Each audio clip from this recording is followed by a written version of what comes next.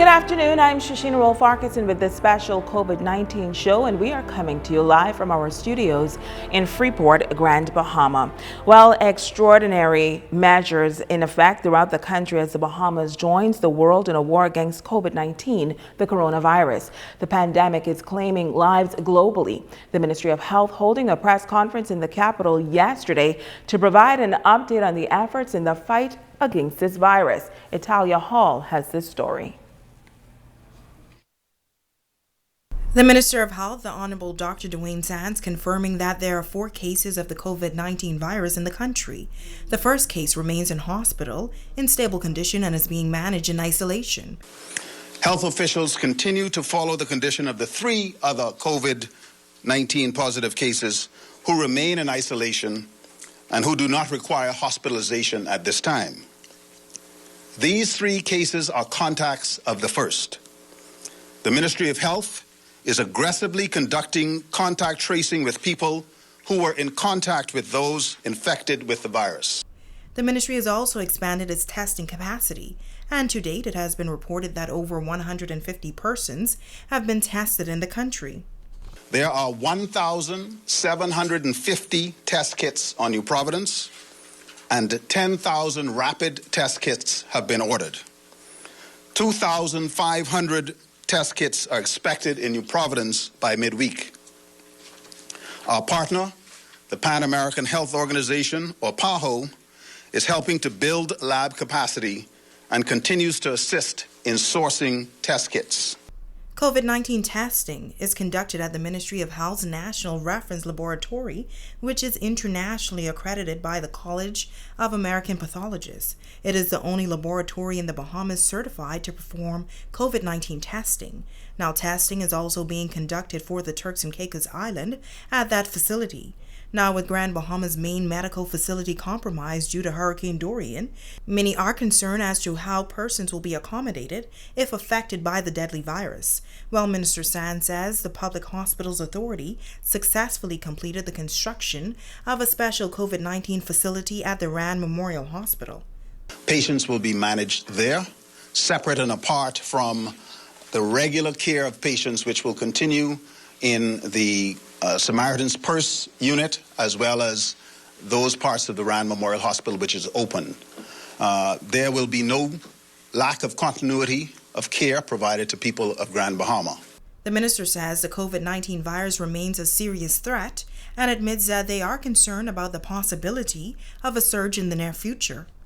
And so while we are gratified to see the number at only 4, we do not believe that we should in any way restrain our efforts to both mitigate this, but also to identify and to manage any patients. And so we are going to ask people not to have a false sense of security. To better respond to the public demand for information, some 30 nurses and physicians will man a virtual call center. You can call the 24-hour hotline at telephone numbers 502-7382, 376-9350 from 8 a.m. to 8 p.m., 376-9387 from 8 p.m. to 8 a.m., and toll free at 242-300-2619. Italia Hall, ZNS Network News. Thank you, Talia. Well, this programming note, the nation's leader, Prime Minister Dr. Hubert Minnis, is expected to make a national address at 7 p.m. on COVID-19. That address will be carried on the ZNS radio and television network, and we invite you to stay tuned. Well, given the growing public health concern and to protect the health and well-being of the population of the Bahamas, several travel restrictions were introduced. Now, some residents are concerned about persons still coming into the country from countries that are not on that restricted list. Minister of Health, Dr. Dwayne Sands, addressing those concerns during the press conference held in the nation's capital on Sunday afternoon. We have assessed the impact of the restrictions that we have made to date, and we continue to adjust them based on our understanding of the situation on the ground. It is likely that additional changes will be made. We are pleased with what has happened. To say that we are 100% happy would be incorrect and imprecise, and the public can expect additional changes to come. Well, Resorts World Bimini closing its doors this past Friday. Resort officials noting that as the country enters a new reality, their priority is the well-being and safety of guests and employees. And so they have made the decision to temporarily close the Bimini property effective March 20th. This comes as the travel industry has slowed down and as measures are being put in place to prevent the spread of COVID-19. Officials say they are monitoring all advisories and guidelines issued by the World Health Organization, the Ministry of Health, and the U.S. Center for Disease Control. No reopening date has been decided as yet, and it will all depend on the fight against this deadly pandemic. Well, 3 down and 8 more to go. We are talking about the nightly curfew implemented by the government as a precaution to stop the spread of the COVID-19 pandemic throughout the country. Our news team took to the streets last night to find out if residents were complying with this new reality. It's the third night of curfew and things are relatively quiet here in Freeport. On East Sunrise Highway and Coral Road, right here is one of the local checkpoints for police officials. Now, as our ZNS News team traversed through the streets, we met those who met that 9 o'clock curfew mark, those who didn't, and we also witnessed as one man was hauled off to jail. Our 3-man news team, including our Deputy General Manager Darren Meadows and cameraman Philip Marsh, first stop was at the Gerald Bartlett Lavardi Center, where police and Defense Force officers congregated and were given this charge. We know what we have to do, and our duty tonight is to go out on the streets to execute. Ought not be on the road past 9 p.m. The first person to be encountered after 9 was a man who was on the side of the road, stuck after curfew with a flat tire. So are you worried at all? It's just after 9 o'clock. I don't have $10,000 to give away. Do you think the police would be lenient if they catch you? I think so now. No. Yeah. Why now? You guys here. You came to my rescue. And a man on a bicycle pedaling as fast as he could was near East Mall Drive shortly after 9 and said he was hurrying to make it to Queens Highway, which we approximate to be at a distance on bike some 15 minutes or so away. You exempt or you're not exempt? You positive? How far do you have to go? Queens Highway. Queens Highway? 9 o'clock, yeah. It's after 9. Oh boy, you gotta go a lot faster than that. I can make it. You sure? I'm moving with the father right now. So why are you on the road so late? I got stuck on the job. Oh, you got stuck on your job. Yeah. Okay, good luck to you. So how you think this curfew is affecting the system? I ain't nothing about it here in Freeport yet. But, only thing I could do say is I wish all of us luck with it. So you know you're only supposed to be on the road right now? Yes, sir, I know that. But I'm going home. From 9. Yeah. But then I just get off. And despite repeated calls for motorists and residents to stay off the road by 9 o'clock, some persons found themselves on the wrong side of the law.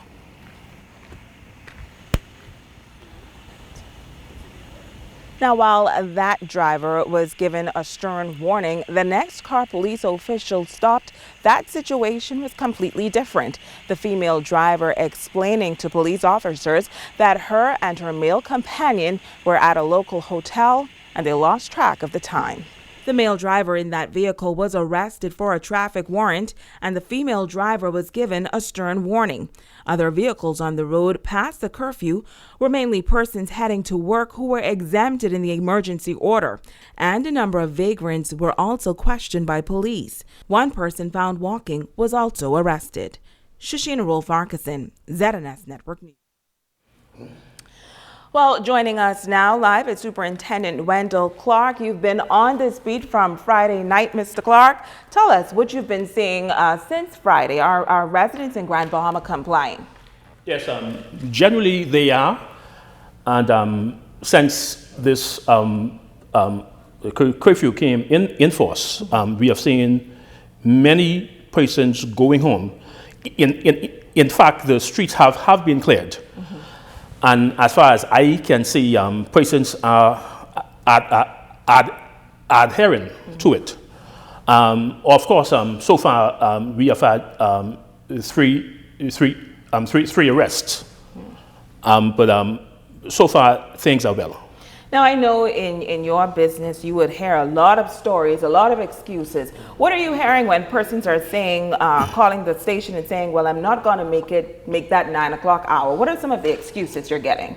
Generally, we will ask you, if you have a concern, to call us. We have a hotline, and the number is 350-3082. But to call us, that will only be if your child is homesick and you have to transport your child for care. But of course, we have had some calls where persons have called in and they said that they were stuck at their girlfriend's or at their boyfriend's home and they wanted us to come and give them a ride. That is not our role. If you are stuck somewhere, you will have to find your way out of that place at 5 a.m. when the curfew ends. And of course, this is not a legitimate excuse. It is not, definitely not. But we have had some really strange calls and for persons who were stuck somewhere past 9, and they asked us to personally come in the patrol cars for them because they needed to move from point A to point B, and that is not our role. If we meet you on the streets after 9, we had taken for the first 2 or 3 days to basically warn you. Right. Because we believe that everyone deserves a chance based on what their case is. But of course, as of tonight, we have begun to even harden up more. But of course, as far as I can see, and I've been out there from the start, from 9 p.m. to 5 a.m., and people are behaving quite well. In fact, I told my staff, I drove through a local town here, and I said, I don't even see any potcakes around. No. They're all inside or they are somewhere, and they are not even making any noise. So far, things are going well. So far, so good. Now, in terms of the businesses that are out at day, we must recognize what the law says, and that is that only takeaways can sell food. So if you have a restaurant and a bar, that restaurant and bar must be closed. You cannot turn your restaurant license by yourself into a takeout. You must get permission from the police. And I guess that will not be done. So have you been shutting down businesses like this? Yes, we have been doing that. And I understand today someone else was arrested. And there's a good chance that they will be charged because they had been warned. And once we come to you and we warn you, we want you to obey the law. Are you able to say what they were warned about? They were warned about their business, which is not a takeaway. They just put up a sign and they said, takeaway. But it is a restaurant and bar. And all bars must be shut and closed. I got texts about people doing hairstyles and nails. All of those places must be closed because the purpose of the curfew is for people not to come in contact. Correct. And people must understand that this is not the police against you. This is not the state against you. This is for your health. Because if you get one case here, Yeah. and one goes to 4, then it goes to 8 and 16. So we must be prepared to ride the storm out as best as we can and try to ensure that this virus does not come here. And based on what I know so far and I've read, it's not here. And we must make sure that we keep it that way. And the only way that can be done is for us to adhere to the laws that have been passed. Now, Mr. Clark, a lot of persons have had concerns about vagrants and homeless people. And while our team was out last night, we did notice some of them walking the streets. Your officers seem to be somewhat lenient, though, towards them. So what is the process for vagrants who are found in breach of this curfew? Vagrants who are found in breach will face the same penalty as arrest. But being out on the streets, I didn't see much. You will see 1 or 2. Many of them, they are known to us. We know where they stay at night, and sometimes they are challenged. Right. Not in a physical way. mentally they are. So we have to be cautious with them and give them just a little bit more leeway. Right. But of course, they will be told, and they ought to be told, that they must leave the streets. In the business places, we don't want anyone around those, because at night there's no need to be there. And of course, someone could look like they don't have a home. But because we be on the streets so much, we know who's who. Right.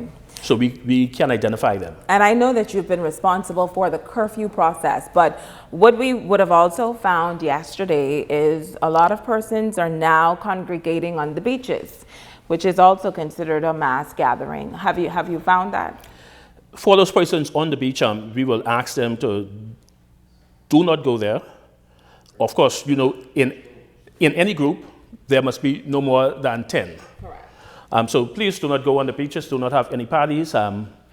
We advise you to refrain, because, as I said, the police cannot babysit you.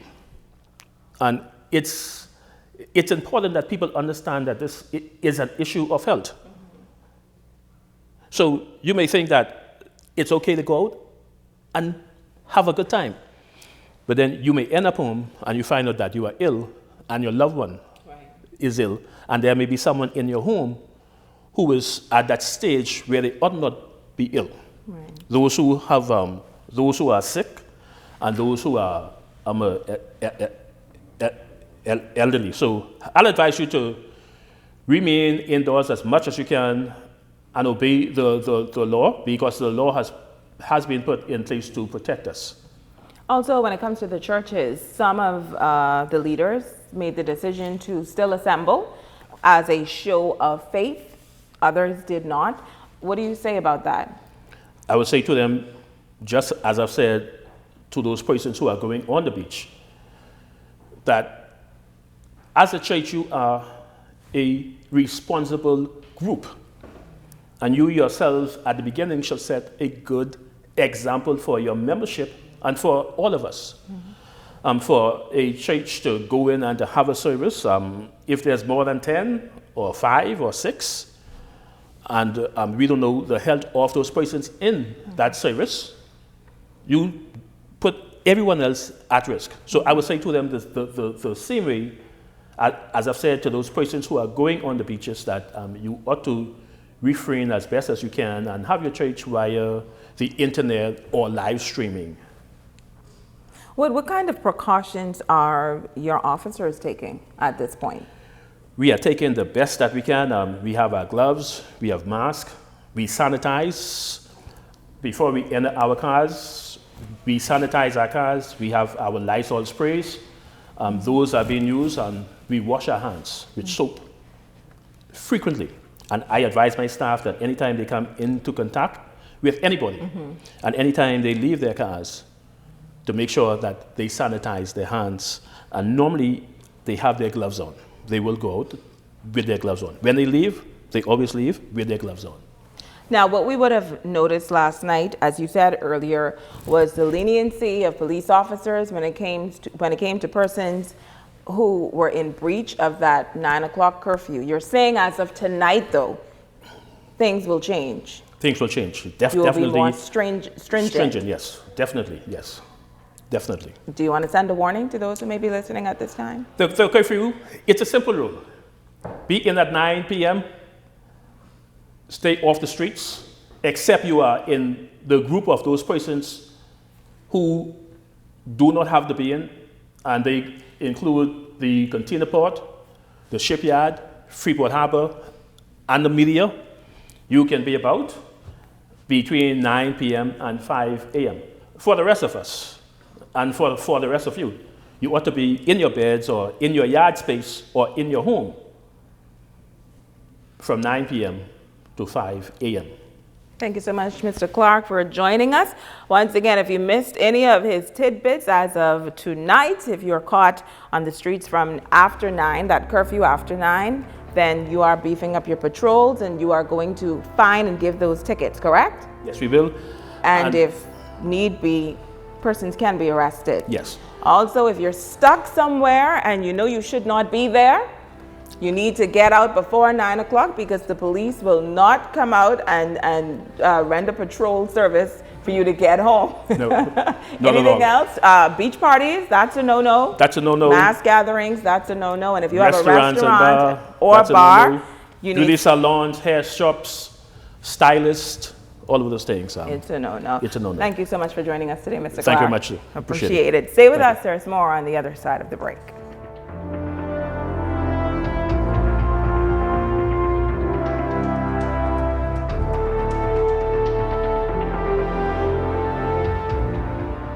In December 2019, there was a cluster of pneumonia cases in China. Investigations found that it was caused by a previously unknown virus, now named the 2019 novel coronavirus. In this video, we'll take a quick look at what's currently known about the virus. Keep in mind that this is a new virus, and what's known about the virus now might change in the future. Coronaviruses are a large group of viruses. They consist of a core of genetic material surrounded by an envelope with protein spikes. This gives it the appearance of a crown. Crown in Latin is called corona, and that's how these viruses get their name. There are different types of coronaviruses that cause respiratory and sometimes gastrointestinal symptoms. Respiratory disease can range from the common cold to pneumonia, and in most people, the symptoms tend to be mild. However, there are some types of coronaviruses that can cause severe disease. These include the severe acute respiratory syndrome coronavirus, first identified in China in 2003, and the Middle East respiratory syndrome coronavirus that was first identified in Saudi Arabia in 2012. The 2019 novel coronavirus was first identified in China. It initially occurred in a group of people with pneumonia who'd been associated with a seafood and live animal market in the city of Wuhan. The disease has since spread from those who were sick to others, including family members and healthcare staff. There are many cases at present, and the disease has spread within China and also to a number of other countries. So, where did the virus come from? It's known that coronaviruses circulate in a range of animals. Sometimes these viruses can make the jump from animals to humans. This is called a spillover and could be due to a range of factors such as mutations in the virus or increased contact between humans and animals. For example, MERS-CoV is known to be transmitted from camels and SARS-CoV from civet cats. The animal reservoir of the 2019 novel coronavirus is not known yet. How is it transmitted? The exact dynamics of how the virus is transmitted is yet to be determined. In general, respiratory viruses are usually transmitted through droplets created when an infected person coughs or sneezes, or through something that has been contaminated with the virus. People most at risk of infection from the novel coronavirus are those in close contact with animals, such as live animal market workers, and those who are caring for people infected with the virus, such as family members or healthcare workers. So, how does the disease present? Well, from what is known so far, there can be a number of symptoms ranging from mild to severe. There can be fever and respiratory symptoms such as cough and shortness of breath. In more severe cases, there's been pneumonia, kidney failure, and death. The mortality rate is not known yet. How can we tell whether someone is infected? The infection can be diagnosed by a test called PCR, or polymerase chain reaction. This test identifies the virus based on its genetic fingerprint. There's currently no specific medication for the virus, and treatment is supportive care. There's currently no vaccine to protect against the virus. Treatment and vaccines are in development. How do we prevent transmission of the virus? This new virus currently has a limited geographic spread. However, there are a number of standard hygiene practices that have been recommended to protect against infection and further spread.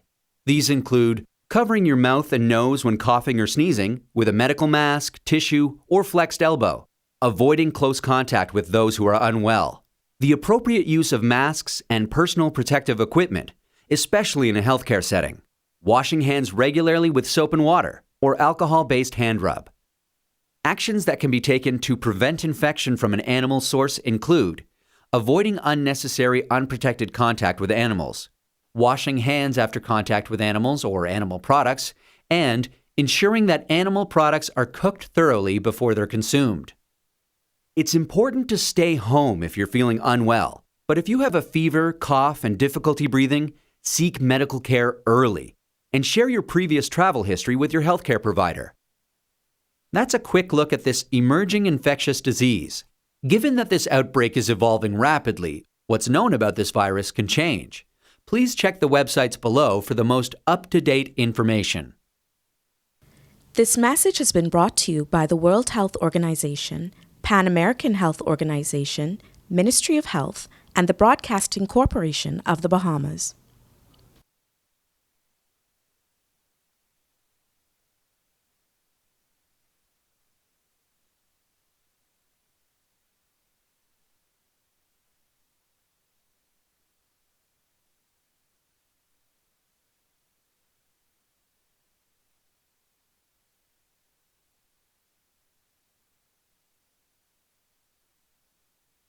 The Ministry of Health is working to ensure the safety of the Bahamian people. Help us minimize the risk that coronavirus poses to citizens, residents, and visitors by following these 5 easy steps. Step 1. Wet your hands with clean water, apply soap and lather for 20 seconds by rubbing them together. Include the top of your hands between your fingers and under your fingernails. Rinse your hands under clean water, then dry them with a paper towel or air dry them. Remember to wash your hands before and after eating, preparing a meal, changing a diaper, or caring for the sick, and always after using the bathroom, touching money, shaking hands, or taking out the trash. Step 2. Cough and sneeze in your elbow or upper sleeve, not in your hands, not in the air. Or you can cover your nose and mouth with a tissue when you cough or sneeze. Put your used tissue in the trash bin when you are finished. Remember to wash your hands with soap and clean water after you cough or sneeze. Also, remember never to spit on the ground, roads, or in open spaces. Step 3. Ensure that raw meat is properly handled and cooked thoroughly. Step 4. Avoid sharing drinking glasses, eating utensils like spoons and forks, or sharing personal items such as toothbrushes and towels. Germs can live on surfaces we touch, so wipe and disinfect surfaces where germs can live, and keep your surroundings clean. Step 5. Avoid close contact with anyone showing symptoms of respiratory illness, such as coughing or sneezing. Should you or anyone you know feel that you have been exposed to the coronavirus, contact the surveillance unit of the Ministry of Health immediately. To reach us, call 502-4776, 502-4790, or 502-4737. We want Bahamians and those that live with and visit us to remain safe from the coronavirus. To do this, we need the help of each and every one of you to follow the simple steps we have shared. Let's stay safe, Bahamas. The country continues to monitor the coronavirus COVID-19. The COVID-19 pandemic wreaking havoc on lives and economies across the world. So what should residents be doing right now? Pay attention to the guidelines and the advice that's being put out by healthcare professionals. What is preparation like for you before seeing someone who is presenting? This crisis began in China, and that's significant. China had their first case. That's when we started to prepare because we knew it would be here soon.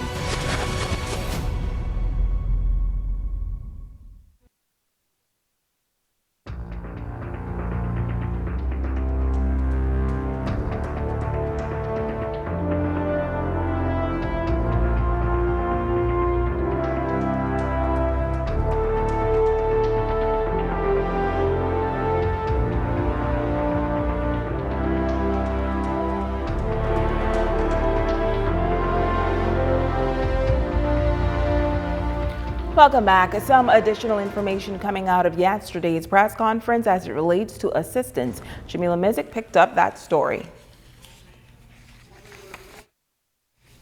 Social Services, the National Insurance Board, and the Small Business Development Center are the 3 main agencies offering benefits or assistance to individuals and businesses affected by temporary job loss and other disruptions due to the COVID-19 pandemic. Please refrain from visiting these offices to apply for or inquire about these services. The physical offices of the Ministry of Social Services, NIB, and the Small Business Development Center will be closed to the public for most services, with limited access for the collection of vouchers, checks, and payments. Staff are in place remotely and in a limited capacity in office to ensure applications are processed. However, most services will be provided online. Tourism workers who have been placed on short work weeks are advised to submit email requests for social assistance to the Ministry of Social Services at socialservicesapp@bahamas.gov.bs. Officials note that you should attach the necessary job letters, job ID, and other required documentation to the email. Self-employed tourism workers are advised to apply to the NIB for an unemployment benefit by downloading the application form online and emailing it to customerservice@nib/bahamas.com. That's customerservice@nib-bahamas.com or govuea@nibbahamas.com. Forms will be available online on Thursday.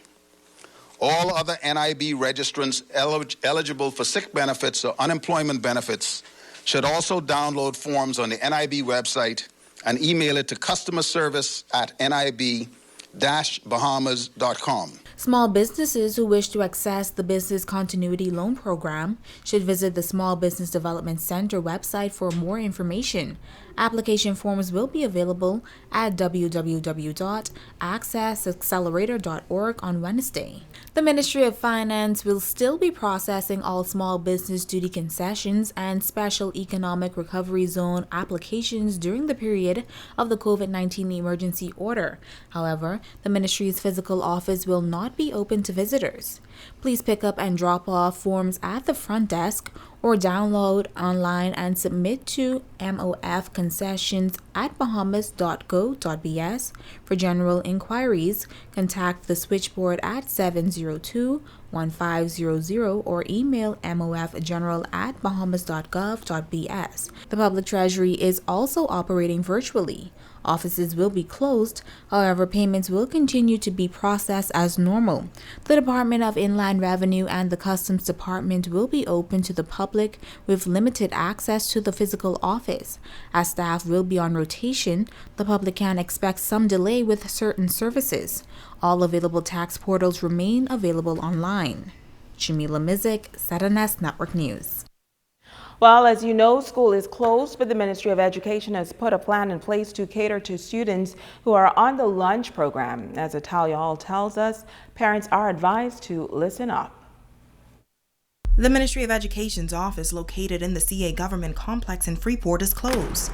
District Superintendent Yvonne Ward says although the physical office is closed, employees are working from home. Supervisors have been advised to come and collect any files or anything that they would need this morning during the hours of 9 and 12, and they are to work from home. Any work that has to be done, if parents need to call in to have some letters done or whatever, they can dial 826-3101, and I will redirect whatever the job is to the supervisor concerned. Now, the district superintendent is also responsible for the National School Lunch Program. With some 1,070 students on the lunch program in Grand Bahama, a decision was made to ensure that the students have food on a daily basis.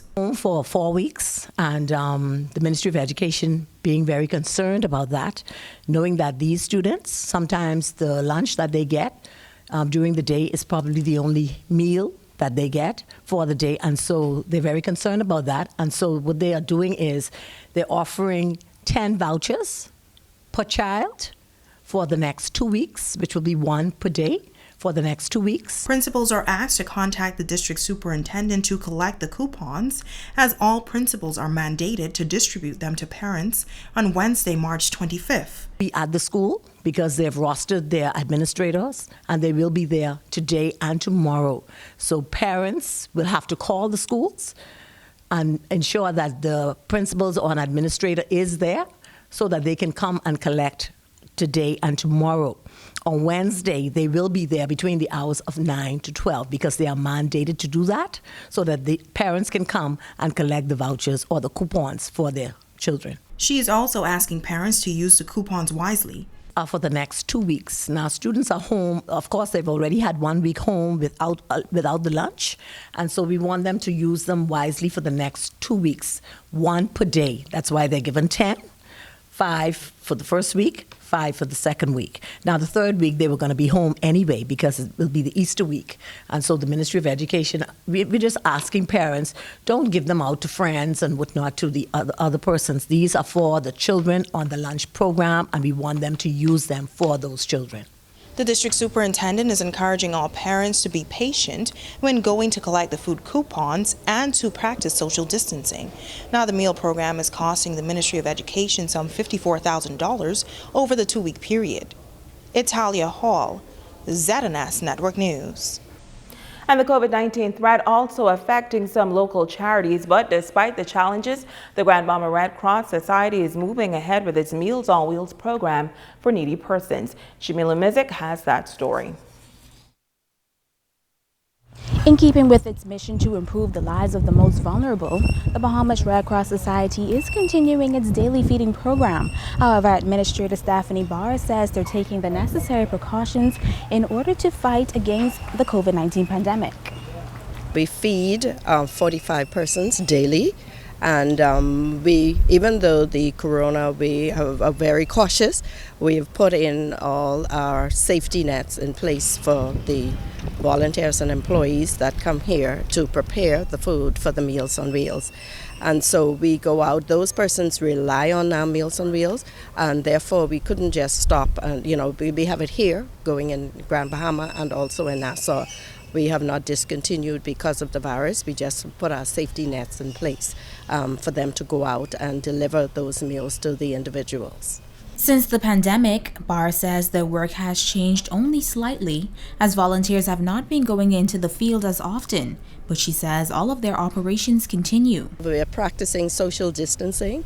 We have our gloves and our masks.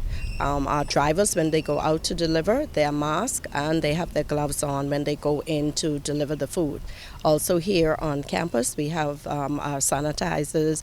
We even have our own makeshift sanitized pump that we're using here at the center to make sure that persons coming in, they can wash their hands and sanitize, and then when they go inside, there's also a pump there where they can also sanitize in and out of the building. Now, Barr says the GB Red Cross Center has reduced its hours of operation to the public beginning at 9 a.m. to 2 p.m. Jamila Mizik, ZNS Network News. Well, Italy is one of the countries struggling to get control of this coronavirus or COVID-19 pandemic. That country has surpassed China, where the COVID-19 started. As of yesterday, Italy had more than 56,000 confirmed cases and about 6,000 deaths. We spoke with a resident of Italy, Sheila Zaccinetti. She is a frequent visitor to the Bahamas, and she says the situation in that country is dire. We are in a bad situation. They start to have a new place where to put the people who is sick. You really don't see anything. You thinking the people is crazy, what they talking about, it's impossible. But trust me, you gonna take, they come and take your mother, your father, your son to the hospital, and you don't see them again. And you can't go in. So they're going to be lonely. One good thing we do every day at 6 o'clock in the afternoon. We open the window and everybody, and we sing all together one song. So we are more close from one different country, all the country, or Italy. We sing in the same time, the same song. This is very, very nice. Well, Evangelist Shelley Shepherd is joining us live, a prayer warrior. And before we get a message of hope, first of all, tell me what the church's role is at this time. Shashina, the church role at this particular time should be to the face, their face to the ground, should be in prayer, actually in warfare, revenging the darkness that is corroding planet Earth. The Bible says, though we walk in the flesh, we war not after the flesh. We recognize that it's a spirit. even though it's manifesting itself in the natural.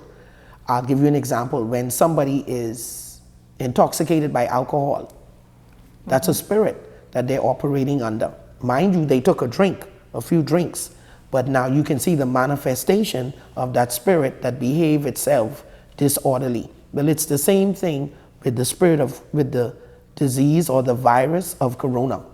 And so here it is now, the body of Christ has been commissioned by the Father that whenever you see darkness or disobedience, which is against what God has spoken, now you ought to go in warfare. You ought to go in prayer. Minister Shelley, what we have been seeing, or what I have been seeing, is where the church seems to be divided on this issue. We know that churches, a lot of churches have postponed their services simply because of the emergency orders that says that you cannot have more than 10 persons because it's considered mass gathering at this point. Some church leaders say that having service is a sign of faith and they're continuing to have their regular service, while others say that they are not being fearful, but they are being careful. What do you think? Where do you stand in all of this? Personally, I stand in position of those who have their faith under the orders of the Prime Minister not to congregate with more than 10. You can have this would be a little bit taxing on the people of God and the minister, but congregate in your 10. If you feel like you need to come to church, you congregate in your 10 and you continue moving it up until the congregation or whoever attends come. So do you think that those who are not respecting this emergency order, are they being rebellious? As Mr. Clark would have said earlier, he said he believes that those who are not setting a good example for the rest of the country. Yeah, because the Bible talks about obeying the law of the land. Those that are put in authority over us, they ought to obey the law of the land because it is set up by God. And they're the ones that have the knowledge of the base of what is going on. And from the health sector, okay, this is wise to do this. This is what we should do and what we shouldn't do. So with them being in the arena of the spiritual and not in the natural, you take the advice of what the civic health doctors, nurses, advice would give to you. Now, it will be unfair for the nurses and the doctors to tell you how to operate spiritually. So they listen to you spiritually, so you listen to them naturally. Quarantine is in the Bible. This is something that has been floating around on social media. Isaiah 26:20, go home, my people, and lock your doors. Hide yourselves for a little while until the Lord's anger has passed. What does that say, and what does that mean to you? Okay. I started to read it a few seconds ago, and I saw it on Facebook yesterday. Something that is very interesting in there, it talks about the anger of God, and it is truly the anger of God. It's the fury of God that is upon the earth. For me personally, I didn't read the whole of it to get the concept of the context of what it's saying, but from what I know personally of my relationship with the Lord, this is the time now where the body of Christ somehow, in the wisdom of God, unite themselves together with prayer and fasting and taking dominion over principalities and powers and the rulers of darkness. Shishina, I recognize that all leaders are not on the same path in faith. Some are not even knowledgeable about certain things of the Bible, especially in things like this. And it's right in the Word. I'll give you an example. I've listened to a lot of ministers who talk about Dorian. We experienced Dorian, and they would say, oh, well, we're in the hurricane season, and we're in the hurricane zone, and so we're prone to have this at this particular time. When the Bible states very clearly, storm, hail, wind, rains are his treasures. Those are set up by God to bring judgment to nations or to the world at large whenever he wants to speak. And people say, well, God don't have to speak like that. Well, I know when your child, I don't know if you have any children. Yes. Okay. When your child is disobedient and you're continuously speaking and they don't listen, then what do? You pull out that belt. That's one of God's treasures. And so if you spend time in the Word and seek His face concerning matters, it'll be a little bit more understanding or able to receive, and then translate it now to the people of that city or that country or that nation, and bring understanding and clarity as to what God is doing and saying to the earth.